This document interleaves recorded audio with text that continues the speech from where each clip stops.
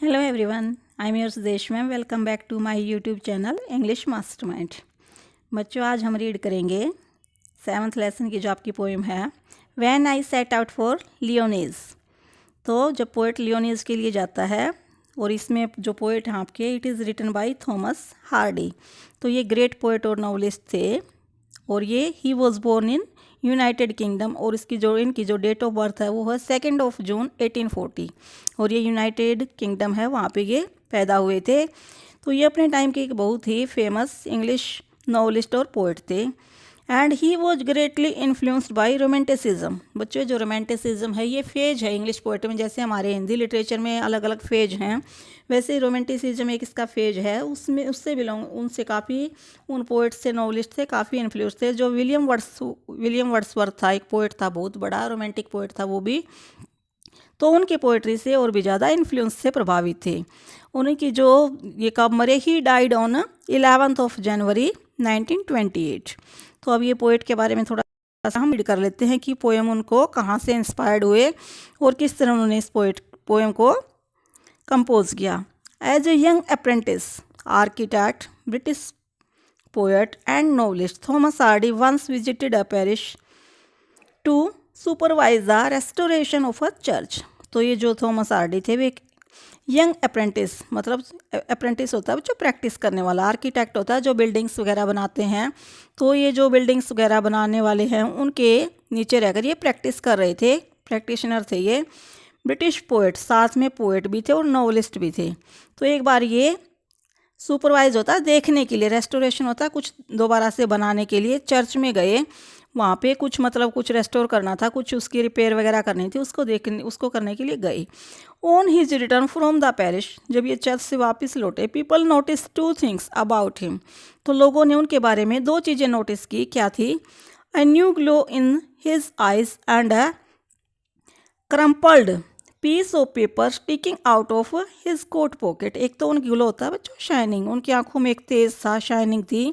Crumpled होता है बच्चों चिपका हुआ था, एक पेपर का टुकड़ा उनकी जो कोट की पॉकेट थे उससे चिपका हुआ था। That paper, it is recorded in one of his biographies content the draft of a poem. और ये जो पीस ऑफ पेपर था इसके अंदर उनकी जो बायोग्राफीज में पता चला है, इस पे ये पोएम कंटेंट थी जो ये हम पढ़ने जा रहे हैं। You are going to read that very poem inspired by a visit to a place which the poet call Lyonnesse, जिसको पोएट लियोनीज नाम से कह रहा है, उस स्थान से वो इंस्पायर होता है और ये पोएट इस तरह ये पोएम कंपोज कर देता है। तो let's read the poem. When I set out for Lyonnesse, poet कहते हैं कि जब मैं लियोनीज के लिए गया, लियोनीज के लिए निकला, आई 100 माइल्स अवे, जो कि काफ़ी मतलब सैकड़ों मील दूर है, जब मैं वहाँ गया। The rhyme was on the spray, तो जो राइम होता है बच्चों, जो मतलब ठंड थी, फ्रोस्ट, ठंड का सीजन बताया गया है यहाँ पे, फ्रोस्ट धुंध। तो जो ठंड थी वॉज ऑन द स्प्रे, मतलब वो पूरी तरह से फैली हुई थी किस पे? And star light lit my lonesomeness when I set for Lyonnesse 100 miles away. तो यहाँ पर जो स्प्रे है उसका मतलब है कि जो लीव्स और ब्रांचेस थे ट्रीज़ के, उनको उनके लिए स्प्रे वर्ड यूज हुआ है। तो जो ट्रीज़ की ब्रांचेस थी, पत्ते थे, उनके ऊपर फ्रोस्ट मतलब जो कोहरा होता है वो पड़ा था। That means it is winter season. तो यहाँ से ही आपको कोई क्वेश्चन पुट कर दिया जाता है कि which season is refer to in the first stanza. तो यहाँ पे the winter season is refer to, तो यहाँ पे विंटर सीजन है। एंड स्टार लाइट, और जो तारों की रोशनी थी, मतलब टाइम कौन सा था ये? It was evening time, it was night time. And star light lit मतलब प्रकाशित कर रही थी माई लोनसमनेस, लोनसमनेस होता है बच्चों अकेलापन, और मेरे जो अकेलेपन को वो जो तारों की लाइट थी वो प्रकाशित कर रही थी, जब मैं लियोनीज के लिए निकला 100 माइल्स अवे, जो कि बहुत सैकड़ों मील दूर है। What would be chance at Lyonnesse while I should sojourn there, no prophet durst declare, nor did the wisest wizard guess, what would be chance at Lyonesse while I should sojourn there। तो be chance है मतलब chance to happen, मतलब by chance. तो poet कहते हैं what should जैसे by chance कहते हैं, be chance at Lyonnesse, by chance Lyonnesse में मेरे साथ क्या हुआ, while I should sojourn there, sojourn होता है बच्चों स्टे, जब जैसे मैंने वहाँ पे स्टे किया, मैं वहाँ पे रुका, तो मेरे साथ क्या हुआ, नो प्रोफेट, प्रोफेट होता है बच्चों जो रिलीजियस पर्सन होते हैं, साधु संत टाइप के लोग जो होते हैं उनको प्रोफेट बोलते हैं। ट्रस्ट होता है साहस करना, डेयर, डेक्लेयर मतलब बताने का। तो उस टाइम मेरे साथ क्या हुआ, कोई साधु संत रिलीजियस पर्सन ये बताने का साहस भी नहीं कर सकता कि मेरे साथ क्या घटा। नोर डिड द वाइसेस्ट, वाइसेस्ट होता है बुद्धिमान, विजर्ड होता है जादूगर, गैस अंदाजा लगाना, और कोई इंटेलिजेंट से इंटेलिजेंट, बुद्धिमान से बुद्धिमान जादूगर भी ये गैस करके नहीं बता सकता था कि मेरे साथ क्या हुआ। तो न तो कोई साधु संत और न ही कोई जादूगर ये बता सकता था कि मेरे साथ क्या घटना घटी। What would be chance at Lyonnesse while I should sojourn there, जब मैं वहाँ पे रुका मेरे साथ क्या हुआ ये कोई नहीं बता सकता था। When I returned from Lyonnais with magic in my eyes, all marked with mute surmise, my radiance rare and fathomless. When I returned from Lyonnais with magic in my eyes, तो जो आपने नोट किया है कि जो starting वाली beginning की 2 line है वो हर स्टैंजा में आपके रिपीट हुई हैं। तो जैसे ही मैं लियोनेज से रिटर्न किया, मैंने वापस लौटा, तो मेरी आंखों में एक मैजिक था, मैं एक मैजिक के साथ आंखों में मैजिक लिए वहाँ से वापस आया। ऑल मार्क्ड मतलब ऑल किसके लिए है, पीपल, तो सभी लोगों ने, मार्क्ड मतलब नोटिस, ऑब्जर्व किया ये, विद म्यूट शांत रहकर, सरमाइज, सरमाइज मतलब जो मेरे अंदर चेंजेज आए थे वो सब लोग नोट कर रहे थे चुप रहकर।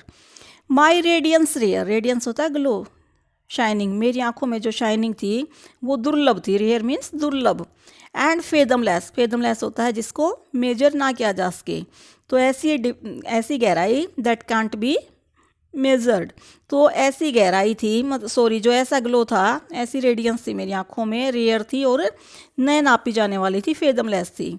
जब मैं लियोनिज से लौटा तो मेरी आंखों में एक मैजिक था।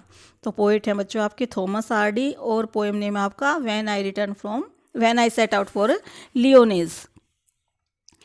तो पोएम और पोइट के बारे में मैंने आपको इंट्रोडक्शन में बता दिया था। Now let's discuss the glossary. Lyonnesse है बच्चों, लियोनिज का ये एक जो मिथिकल बर्थ प्लेस है, ये इंग्लैंड में, मिथिकल मतलब जो पौराणिक होता है, मतलब इसके बारे में कोई ऐसा वो नहीं है हमारे पास प्रूफ कि ये है या नहीं है, मिथिकल बर्थ प्लेस है ये। और अब ऐसा माना जाता है कि ये जो सारा इमेजिनरी जो प्लेस है ये सागर में, समुद्र में सारा मतलब डूब गया है, सबमर्ज्ड हो गया है। राइम होता है बच्चों फ्रोस्ट, धुंध, कोहरा। द स्प्रे होता है leaves and branches of trees. Durst होता है बच्चों डेयर, साहस करना, हिम्मत करना। Be chance means by chance happen. Sojourn होता है बच्चों स्टे, रुकना। रेडियंस ग्लो, चमक। फेदमलेस होता है so deep that the depth can't be measured, इतना गहरा कि उसकी जो डेप्थ है उसको मेजर नहीं किया जा सकता। तो now let's we will discuss the question answer. तो हमारा जो फर्स्ट क्वेश्चन है, in the first stanza find words that show, हमें फर्स्ट स्टैंजा में वो वर्ड शो करने हैं। फर्स्ट का क्या है, that it was very cold, जिस वर्ड से हमें ये पता चल रहा है कि बहुत ठंड थी, विंटर सीजन था, तो उस वर्ड के लिए वर्ड यूज हुआ है rime, frost. That it was late evening, और शाम थी, इसका किससे पता चल रहा है, स्टारलाइट से, कि स्टारलाइट शो की गई है, तो दैट मीन्स तारे तो कब आते हैं, इवनिंग टाइम में आते हैं। That the traveller was alone, जो ट्रैवलर था वॉज अलोन, वो अकेला था, तो इसके लिए एक वर्ड आया हमारे पोएम की जो लाइन्स थी, लोनसमनेस। तो ये आपके छोटे छोटे आंसर थे। यदि आपने पोएम को थोड़ा सा भी ढंग से आपने रीड किया है, लिसन किया, तो आप इजीली इसको कर सकते हो। सेकंड क्वेश्चन है, something happened at Lyonnesse, it was, जो मेरे साथ लियोनिज में हुआ वो क्या था, इम्प्रोबेबल, इम्पॉसिबल, इम्प्रोबेबल होता है जिसके बारे में पहले से नहीं बता सकते। अनफोर्सिएबल, अनफोर्सिएबल होता है जिसको हम पहले देख नहीं सकते। तो और सेकंड क्वेश्चन है इसका, तो ये क्या था तीनों में से, आपका जो आंसर रहेगा अनफोर्सिएबल, जिसको देखा नहीं जा सकता, जिसको मतलब बड़े से बड़े साधु संत भी अपनी जो दिव्य दृष्टि होता है उसके द्वारा नहीं देखकर बता सकते। Pick out 2 lines from stanza 2 to justify your answer. आपको अपना आंसर क्लियर करने के लिए 2 लाइन पिक आउट करके बतानी है कि भाई ये लाइन पोएम में आई है नहीं आई। तो ये मैंने बताया ही था, नो प्रोफेट डस्ट डिक्लेयर, कोई भी जो साधु संत है वो भी हिम्मत नहीं कर सकता कि डिक्लेयर मतलब बता सके इसके बारे में। Nor did the wisest wizard guess, और जो बुद्धिमान से बुद्धिमान विजर्ड होता है जादूगर, वो भी गैस करके अंदाज़ा लगा के नहीं बता सकता कि उस टाइम मेरे साथ क्या हुआ था। तो आपका नेक्स्ट क्वेश्चन है read the line stanza 3। Stanza 3 के अंदर आपको लाइन रीड करनी है। And they made gases that implies the following, जो ये इम्प्लाई मतलब जिसका मीनिंग ये निकले। Every one notice something and they made gases but didn't speak a word, उन सभी ने नोटिस किया, दे मेड गैसेस अंदाजे भी लगाए, लेकिन एक वर्ड भी अटर मतलब बोला नहीं, उन्होंने बोला नहीं, स्पीक नहीं किया। फर्स्ट तो ये है। तो इसमें क्या था आपका आया था ना, ऑल मार्क्ड विद म्यूट सरमाइज, सभी ने बिल्कुल म्यूट रहकर साइलेंस रहकर, सारा मार्क्ड होता है ऑब्जर्व करना, नोटिस किया, सब नोटिस किया।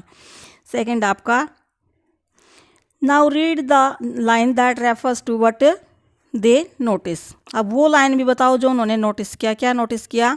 माई रेडियंस रेयर एंड फैदमलेस, कि मेरी जो रेडियंस थी, चमक थी, ग्लो था आँखों में, वो रेयर था, दुर्लभ था, और फेदमलेस था, जिसको मेजर नहीं किया जा सकता था। तो बच्चों ये थे आपके पोएम के एक्सप्लेनेशन, वर्ड मीनिंग और एक्सरसाइज। तो आपको आई होप कि आपको अच्छे से समझ आया होगा। यदि फिर भी आपको कोई डाउट है तो you can ask me in the comment box. और यदि आपको वीडियोस अच्छी लगती हैं तो प्लीज़ लाइक करें, शेयर करें। बच्चों हम आपके लिए इतना हार्ड वर्क करते हैं तो एक लाइक और सब्सक्राइब तो बनता ही है। तो जब भी आप फर्स्ट टाइम मेरी वीडियोस को देख रहे होते हैं, please subscribe my channel so that every notification of the coming videos up reach to you. Thanks for watching my videos.